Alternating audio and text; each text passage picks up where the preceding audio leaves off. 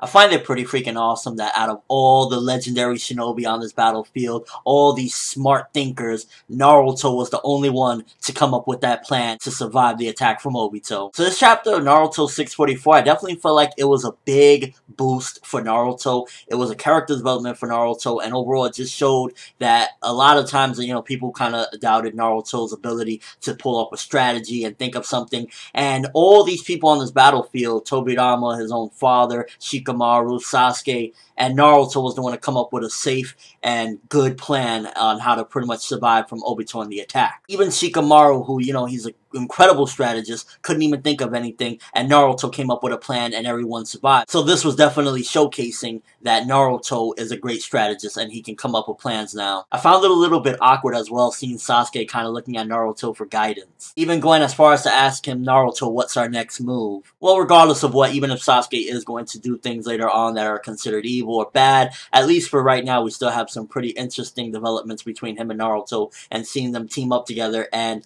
seeing Naruto kind of over Sasuke. And one of the things that this chapter brought up for me personally is the stuff like this kind of showcase that if Naruto went into battle with somebody that, let's just say Sasuke at some given point is stronger than Naruto, he has a power-up, he gets Rinnegan, whatever the case may be, that would give him the ability to be a lot stronger than Naruto. Could Naruto still out-strategize this person? Hopefully we get answers to that whenever Naruto and Sasuke do finally clash, whether it be for the spot of Hokage or just a friendly duel. We also learned in this chapter that Tobirama was the one that created the Shadow Clone Jutsu, and for better or for worse, one of the things you can obviously add to Tobirama at this point is that he created some of the craziest and best jutsu out there. He created the Shadow Clone Jutsu, he created the Teleporting Jutsu, he created the Edo Tensei, he created a lot of things, and again, arguably you could say that Edo Tensei was, used for bad, but he didn't really intend it that way, and he created some very powerful shit, and that just adds to the resume of, like, he probably wasn't the most nicest Hokage, he probably did things that would be considered a little, he's an asshole, and yeah, I'll look at it in certain aspects, like, Tobirama did do some dickish things, but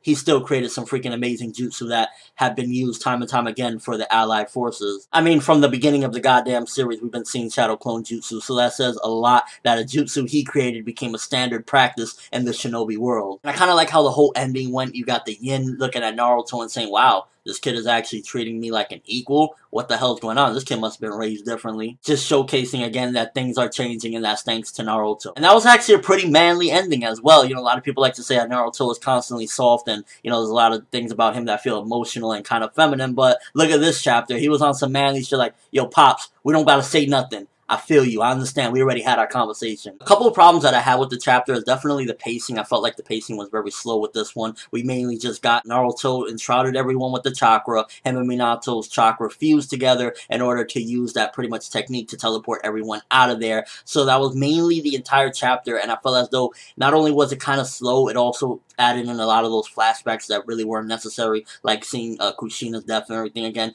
That was kind of like wasted pages and wasted like material where we could have something else on the page. And I feel as though even though we evaded this particular threat, we still haven't covered any ground on how to stop Obito. I mean, we do know that Sage techniques work on him, but it's like, what exactly attack are we going to do next? So probably the next chapter will be focusing on a counter attack of some sort, although I would like to see what's going on with the Kages and Orochimaru. And overall, this chapter, it was a fine chapter. It advanced the whole thing with the bombs that Obito was throwing, so it did that. And it also really just, for me personally, I felt was development for Naruto, and really just show that Naruto outdid everyone strategy-wise on this battlefield, including legendary shinobis, smart shinobi like Shikamaru, and that was my favorite thing about the chapter. I think it was a fine chapter. It wasn't a great or good or anything like that. It was fine.